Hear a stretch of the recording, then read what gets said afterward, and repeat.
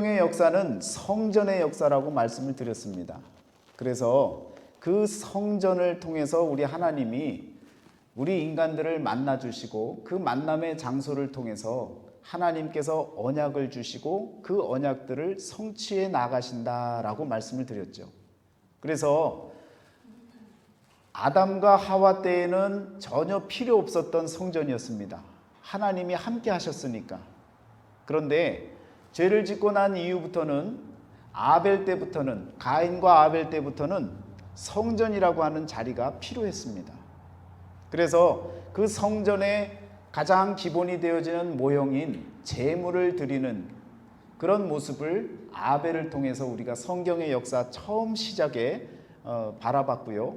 그리고 나서 노아와 아브라함을 통해서 그 제물만 드리던 아벨의 모습이 아니라 제단을 깨끗이 만들고 그리고 제단을 쌓아서 하나님께 드렸던 그 성전의 모형, 시작점을 우리가 성경의 역사를 통해 바라볼 수가 있었습니다. 더 나아가서 그 제단이 발전을 합니다. 모세 시대에 나아가서 광야 생활을 통해서 하나님이 만나 주시는 성막을 하나님이 계획하시고 설계하시고 만들라고 하신 그대로 만드는 그 성막을 성경의 역사를 통해서 이어갑니다. 그리고 이동식인 그 성막이 이제는 다윗 시대에 가서는요, 장막이라고 하는 다윗의 장막을 통해서 하나님께 찬양하고 예배했던 성전 이전의 모습을 갖추게 되어집니다. 그리고 나서 솔로몬을 통해서는 이제 예루살렘에 성전을 짓게 되어집니다. 이 땅에 성전이 생기고 예수님께서 사람들에게 무엇이라고 말씀하십니까? 저 성전을 헐라 내가 사흘 만에 다시 일으키리라. 그래서 사람들이 의아해하고 이상히 여겼던 그 말씀이 어떤 의미였느냐? 요한복음 2장 19절로 21절 말씀에 그 성전이 눈에 보이는 그 건물이 예수님의 몸으로 일치화시키셔서 그 성전을 헐라고 하셨고 성전이 다시 세워지는 3일의 시간을 약속을 하십니다.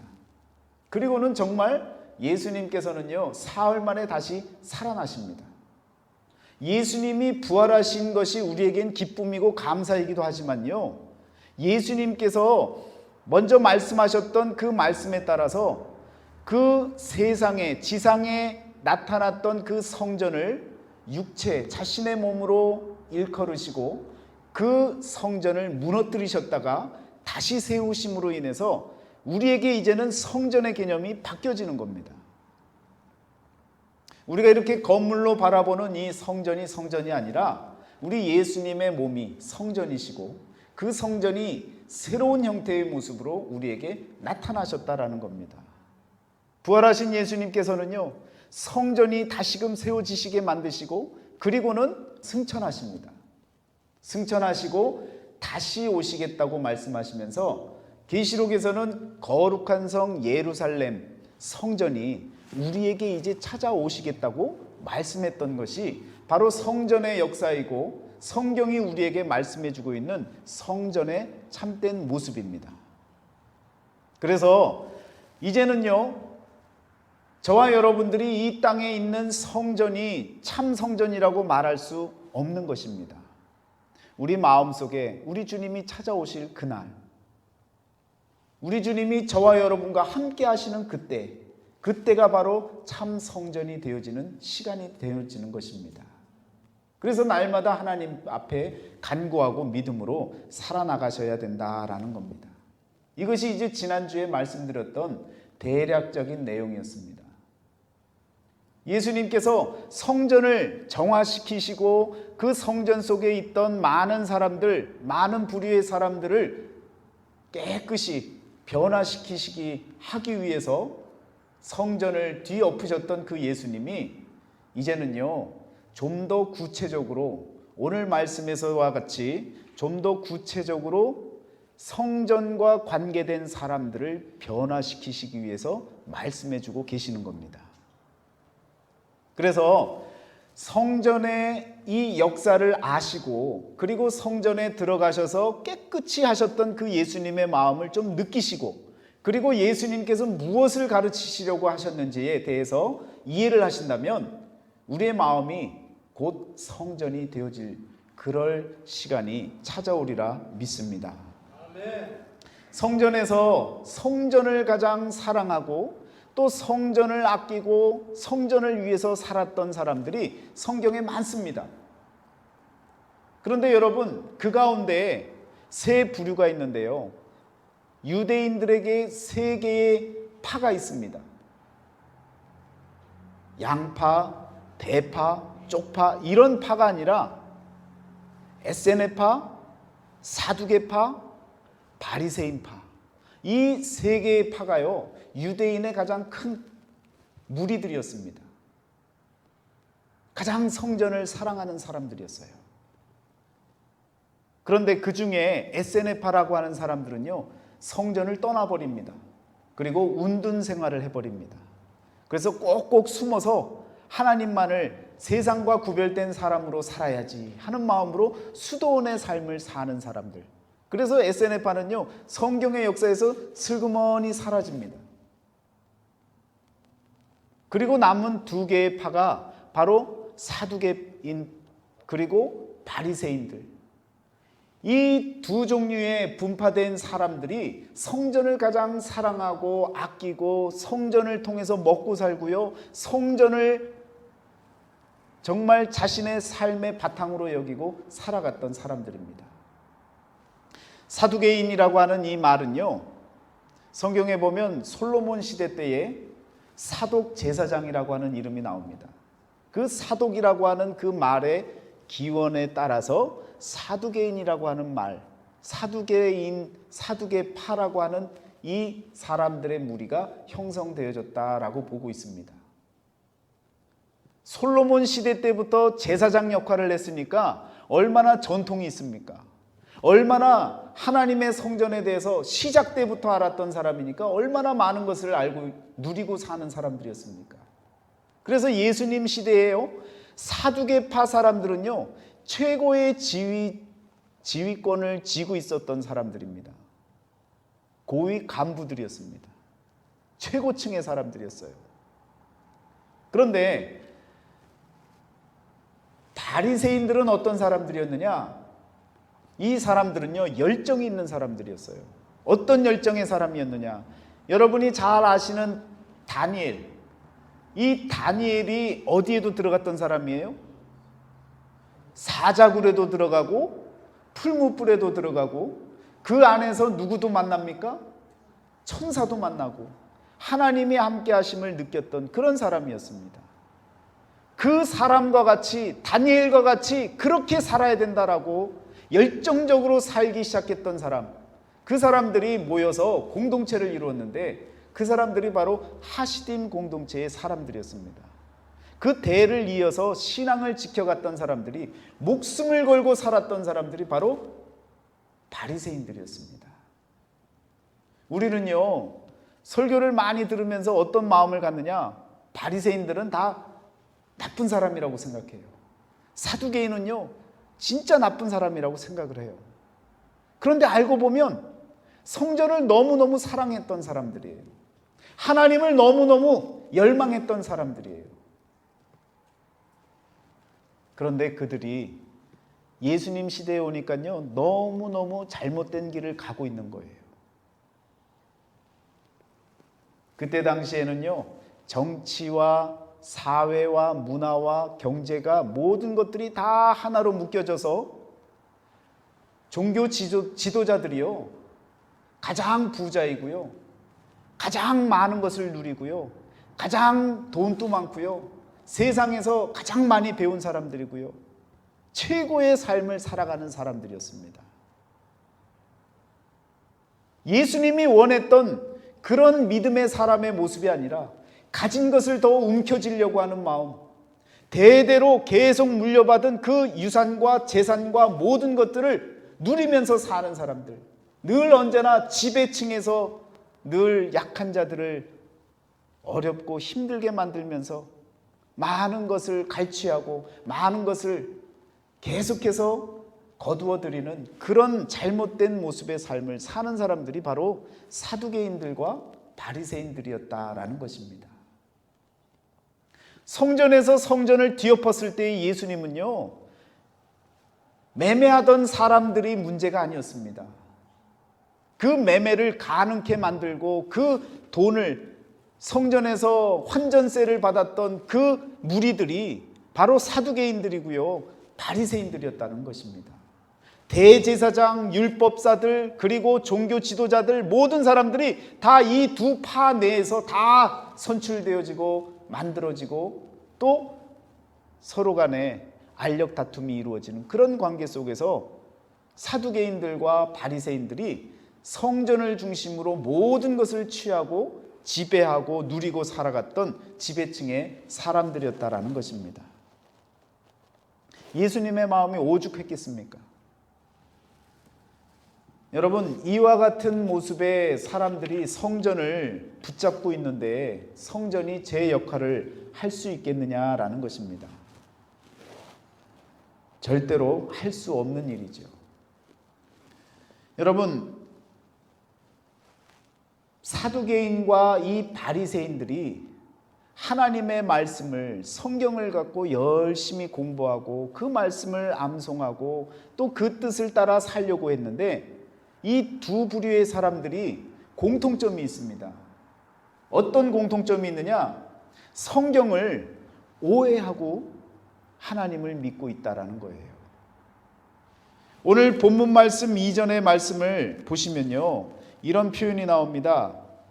마태복음 22장 29절에 보시면요, 예수께서 대답하여 이르시되 너희가 성경도 하나님의 능력도 알지 못하는 거로 오해하였도다.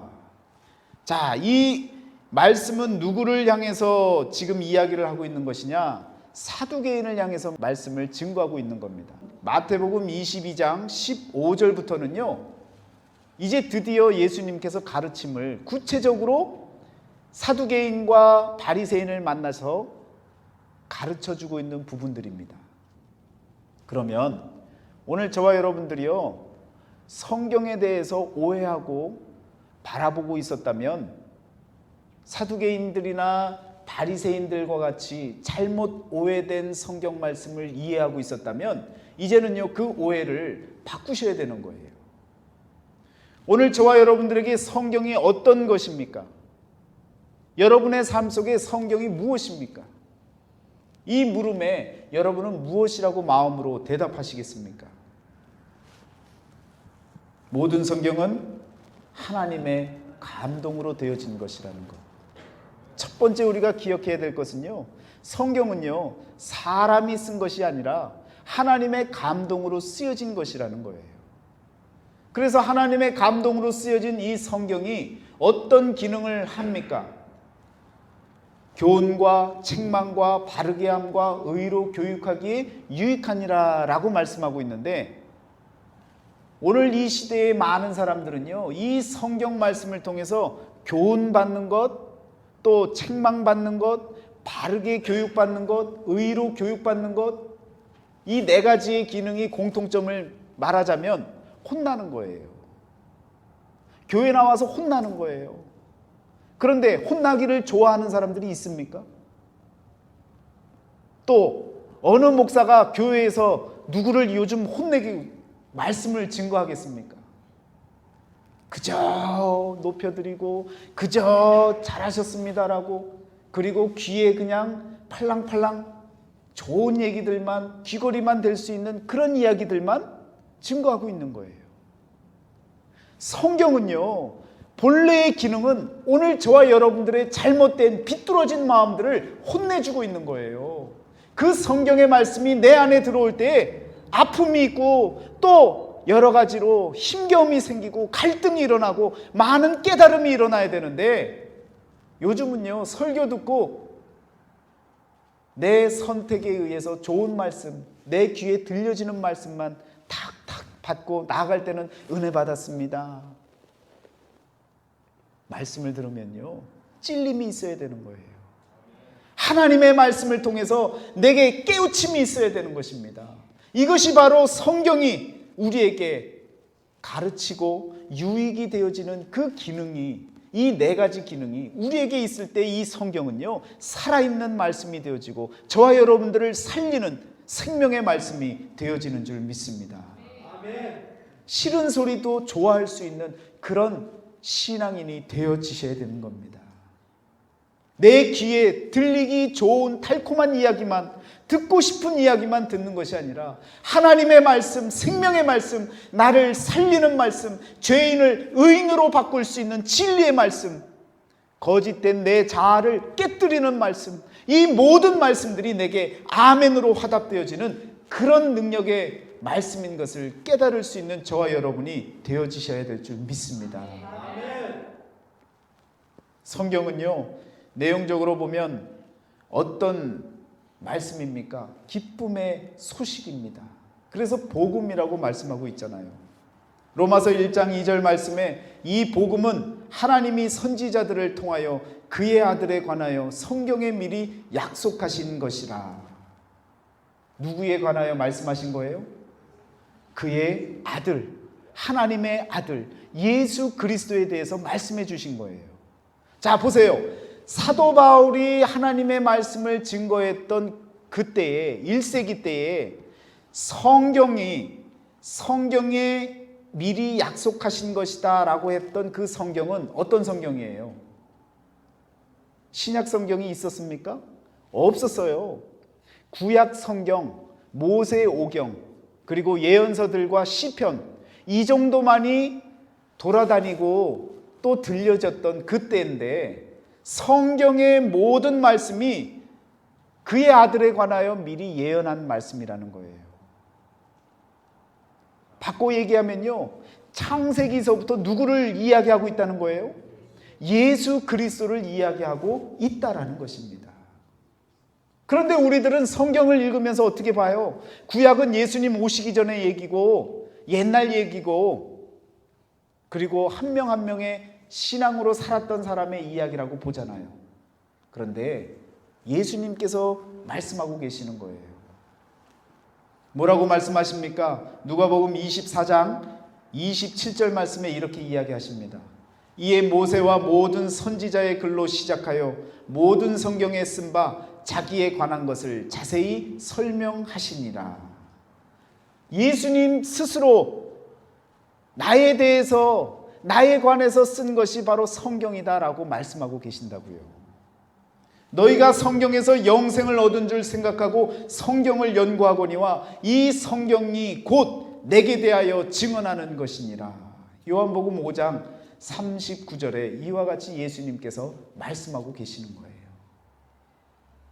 이제는요, 창세기를 바라보시면서도 누구를 떠올리셔야 되는 겁니까? 예수님이 떠오르셔야 되고요, 그 말씀 속에서 예수님이 드러나야 되는 것입니다. 그러려면요, 하나님의 감동이 있어야 돼요.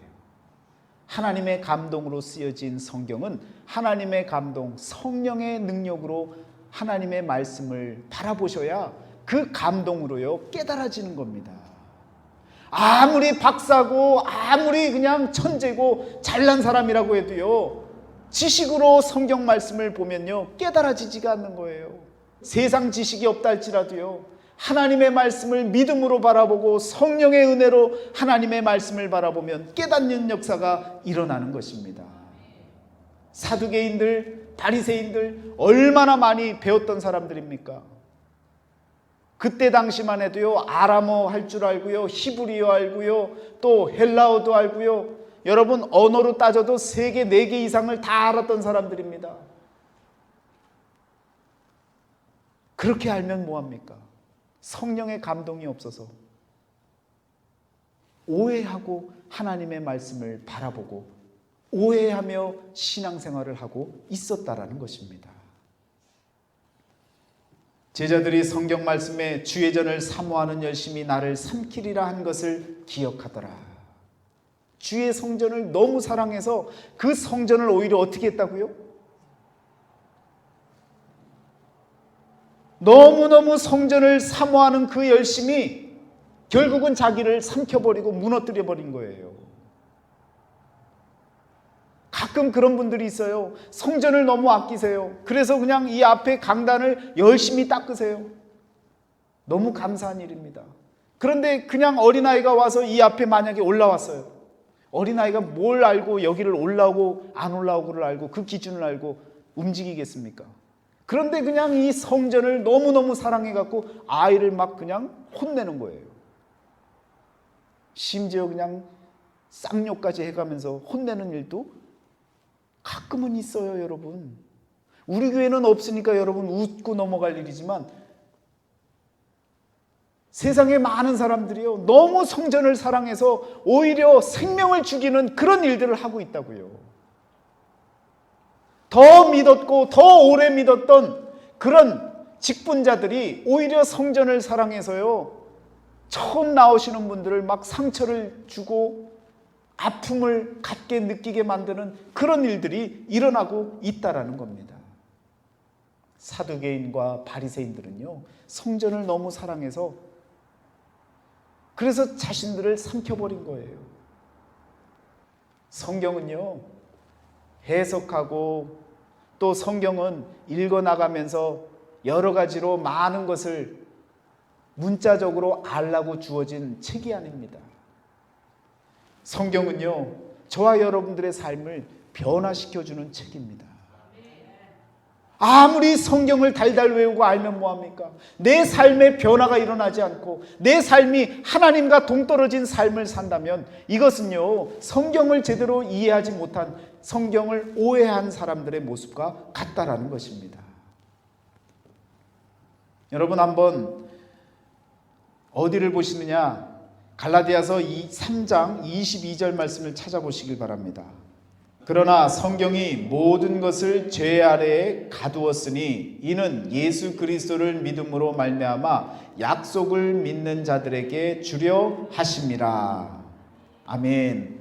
여러분, 성경이 무슨 일을 하고 있는 거예요? 저와 여러분들을 모두 다 어디 아래에 가두어 버립니까? 죄 아래에 가둔다는 사실, 여러분 성경을 읽으면서 이런 사실이 눈에 들어오던가요? 궁금하지 않으세요? 어떻게 성경이 우리를 살려줘야 되는데 죄 아래 가두어 버립니까? 자, 그러면 이 말씀을 해결하기 위해서 로마서 3장 19절로 한번 가보세요. 우리가 알거니와 무릇 율법이 말하는 바는 율법 아래에 있는 자들에게 말하는 것이니 이는 모든 입을 막고 온 세상으로 하나님의 심판 아래에 있게 하려 함이라. 자, 죄 아래 가두어 버리고요, 율법을 통해서 심판 아래에 있게 만든 것이 바로 성경입니다. 사두개인들과 바리새인들이 붙잡고 있었던 것이 바로 율법이에요. 그 율법을 통해서 그 말씀 다음에 20절에 뭐라고 나와요? 율법으로는 죄를 깨달음이라. 그런데 죄를 깨닫지 못하고 있는 거예요. 성경이 모두를 죄 아래 가두어 두고 심판 아래 가두어 두고 율법을 허락해 주심으로 인해서 자신의 죄를 깨닫고 나는 죽을 수밖에 없는 인간이구나 라는 사실을 깨닫게 만드시고, 그리고 나서 그 죄를 통해서 죄 씻기움을 받기 위해서 예수 그리스도를 찾게 만드는 그 역사를 성경이 우리에게 허락해 주고 있다라는 것입니다. 그런데 이 사두개인들과 바리새인들은요, 율법을 통해서 죄를 깨닫는 것이 아니라 율법을 오해하고요, 율법을 통해서 구원받을 수 있다고 여기고 계속해서 자신들의 공로와 업적을 쌓아나가고 있는 거예요. 바로 이 부분이 오해하고 있는 부분이라는 것입니다. 우리에게는요, 성경을 바르게 이해하면 누가 필요한 거예요? 예수님이 필요한 거예요. 우리를 죄 가운데에서 끌어내 주실 바로 그 예수 그리스도가 우리에게 필요한 존재인 것입니다. 그래서 예수님이 우리에게 필요한 것임을 우리가 깨달으라고 율법을 주신 거예요. 자, 로마서 21절을 한번 보세요. 같이 읽습니다. 시작. 이제는 율법 외에 하나님의 한 의가 나타났으니 율법과 선지자들에게 증거를 받은 것이라. 곧 예수 그리스도를 믿음으로 말미암아 모든 믿는 자에게 미치는 하나님의 의니 차별이 없느니라. 자, 여러분, 하나님의 한 의가 율법 말고 다른 한 의가 나타난 거예요. 바로 그분이 예수 그리스도십니다.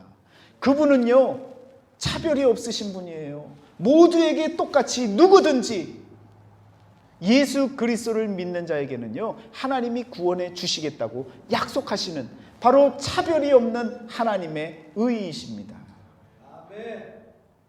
오늘 저와 여러분들의 마음에 이와 같이 성경이 무엇인지를 바르게 아셔야 된다는 거예요. 그래야 우리의 생각과 행동과 우리 삶 전체가 바뀌어질 수가 있게 되어진다는 것입니다. 성경은요, 또한 소망이 담긴 책입니다. 어떤 소망입니까? 예수님께서 부활을 통해서 보여주신 그 부활의 소망을 우리에게 허락해 주신 것이 바로 이 성경 말씀이라는 사실입니다. 또 어려서부터 성경을 알았나니 성경은 능히 너로 하여금 그리스도 예수 안에 있는 믿음으로 말미암아 구원에 이르는 지혜가 있게 하느니라. 아멘. 구원에 이르는 지혜를 우리에게 주시는 것이 바로 이 성경의 말씀이라는 것입니다. 고린도전서 2장 7절 8절 말씀에 이렇게 이야기합니다. 오직 은밀한 가운데 있는 하나님의 지혜를 말하는 것으로서 곧 감추어졌던 것인데 하나님이 우리의 영광을 위하여 만세전에 미리 정한 것이라. 이 지혜는 이 세대의 통치자들이 한 사람도 알지 못하였나니 만일 알았더라면 영광의 주를 십자가에 못 박지 아니하였으리라. 그때의 통치자가 누굽니까? 사두개인들과 바리새인들이었다는 거예요. 종교 지도자들이요, 전혀 몰랐던 거예요. 구원에 이르는 지혜를 전혀 몰랐습니다. 이 소망의 말씀을 몰랐기 때문에 우리 주님을 십자가에 못 박게 만들으셨다라는 것입니다. 성경에 기록되었을 때 보라, 내가 택한 보배로운 모퉁이 돌을 시온에 두노니 그를 믿는 자는 부끄러움을 당하지 아니하리라. 할렐루야. 여러분과 저는요, 부끄러움을 당할 일이 없는 사람들이에요. 성경에요, 이와 같이 기록되어져 있고 우리에게 약속해주고 계시는 것입니다. 무엇이든지 전에 기록된 바 우리의 교훈을 위하여 기록된 것이니 우리로 하여금 인내로 또는 성경의 위로로 소망을 가지게 함이니라. 여러분, 이것이 성경이에요. 이 성경을 오해하니까 사두개인들과 바리새인들, 지금 말하자면 여러분, 교회에서 직분자들, 목회자들과 직분자들이요, 하나님을 오해하고 잘못 믿으면요, 교회가 교회 기능을 못하는 거예요. 정신 차려야 된다는 거예요. 여러분, 이 앞에 서 있는 목사를 위해서 기도해 주셔야 되는 거예요.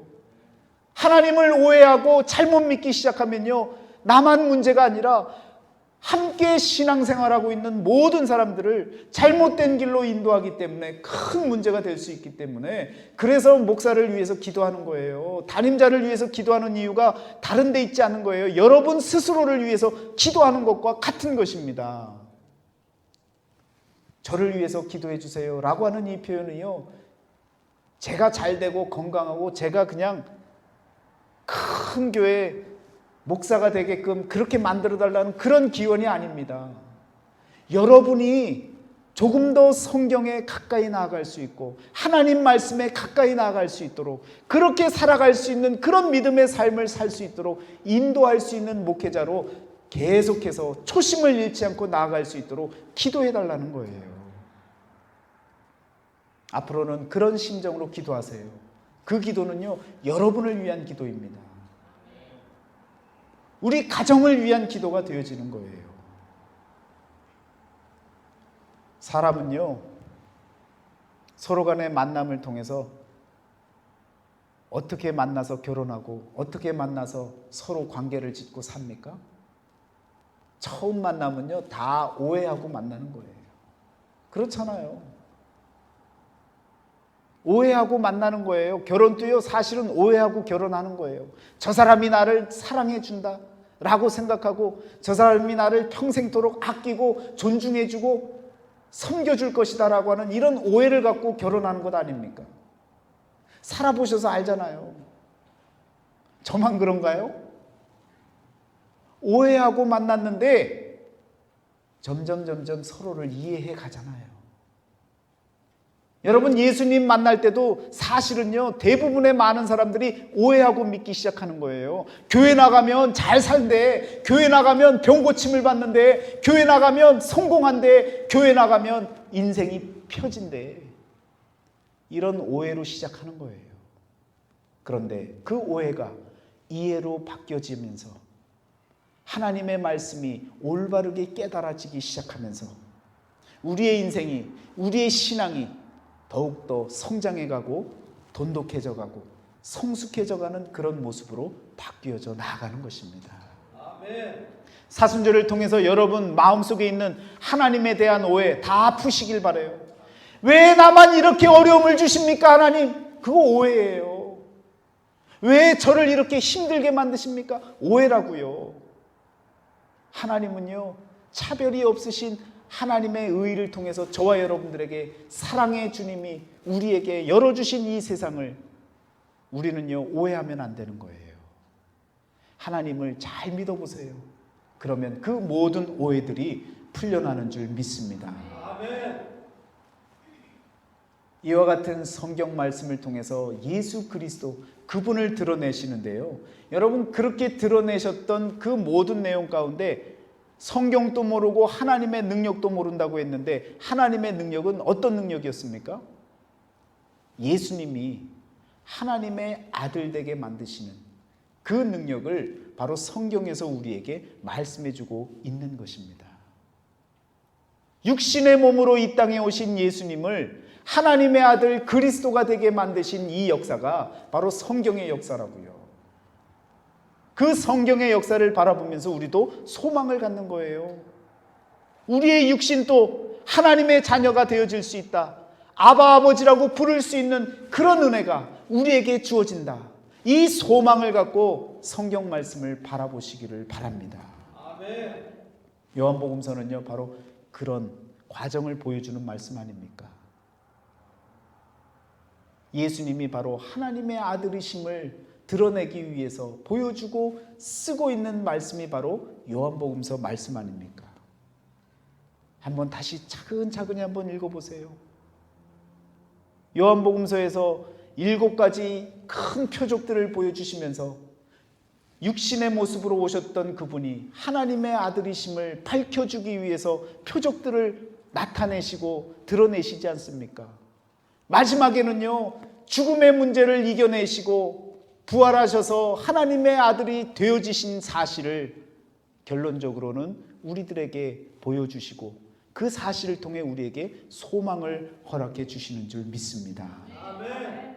성경이 바로 이런 말씀이 적혀져 있는 거예요. 구약이나 신약이냐 할 것 없이 모든 말씀들이 예수 그리스도 그분에 관한 말씀이고, 그분이 바로 하나님의 아들이시고 그분이 우리들에게 생명을 열어주신 구원자이신 사실을 우리에게 말씀해주고 있다라는 것입니다. 하나님의 능력은요, 바로 이 능력을 우리에게 말씀해주고 있는 거예요. 그 하나님의 능력을 일으킨 곳이 바로 어디입니까? 십자가 아닙니까? 그 십자가가 우리에게는 의미가 있는 거예요. 그 십자가의 도가, 그 진리가 우리에게 생명을 허락해주는 참된 진리라는 사실입니다. 십자가의 도가 멸망하는 자들에게는 미련한 것이요 구원을 받는 우리에게는 하나님의 능력이라. 십자가의 도가 우리에게는 하나님의 능력이 되어집니다. 우리를 구원하실 바로 그 능력이 십자가를 통해서 이루어지기 때문이라는 사실입니다. 그 십자가의 길로 이제는 묵묵히 걸어나가시기를 축원합니다. 남들이 가지 않는 길이라고 해도 저와 여러분들이 믿음으로 그 길을 향해 나아가시기를 바랍니다.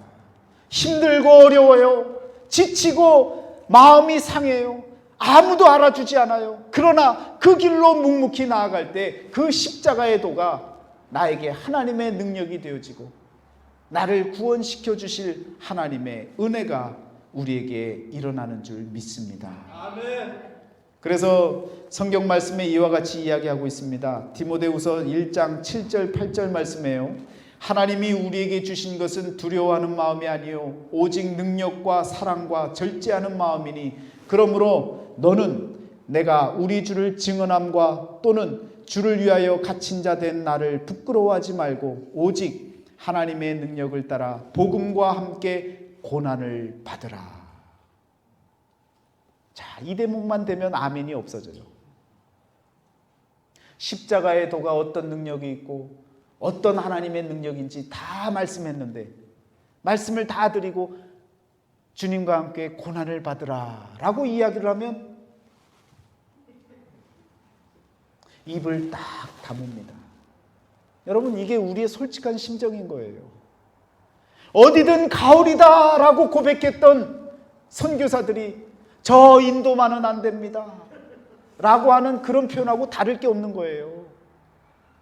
하나님을 믿는다고 하는데 정작 우리에게 변화가 일어나지 않는 이유는 어디 있습니까? 행동하지 않기 때문에, 실천하지 않기 때문에. 우리는요, 사순절을 통해서 십자가의 도를 향해서 첫 발을 내디딜 수 있는 그런 믿음으로 성장해야 됩니다. 우리는 할 수 없어요. 십자가의 길을 갈 수가 없습니다. 우리는요, 도무지 십자가를 향해 나아갈 수 없는 존재들이에요. 그러나 우리 주님과 함께라면, 우리 하나님이 함께 해주시는 은혜가 있다면 그 십자가의 길도 나아가는 그런 믿음의 삶이 되어지는 줄 믿습니다. 아멘. 여러분, 이것이 바로 사두개인들과 바리새인들에게 성경이 무엇인지 우리 주님이 알려주고 싶은 그 성경의 내용, 하나님의 능력의 말씀입니다. 오늘 본문 마지막에 어떤 말씀을 드리고 있느냐면 다윗의 자손에 관련된 이야기를 하고 있습니다. 간단히 말씀을 드리겠습니다. 여러분, 너희 조상 아브라함은 나 볼 때의 것을 즐거워하다가 보고 기뻐하였느니라. 요한복음 8장 56절에 예수님께서요, 아브라함이 나 때의 것을 보고 기뻐하였다라고 이야기하시면서 아브라함보다 먼저 계셨던 것을 말씀해 주고 계십니다. 자, 이런 말씀들이 또 나오죠. 요한복음 1장 한번 찾아보시길 바랍니다. 요한복음 1장 30절 말씀을 보세요. 세례 요한이 예수님보다 나이가 많아요, 적어요? 많죠?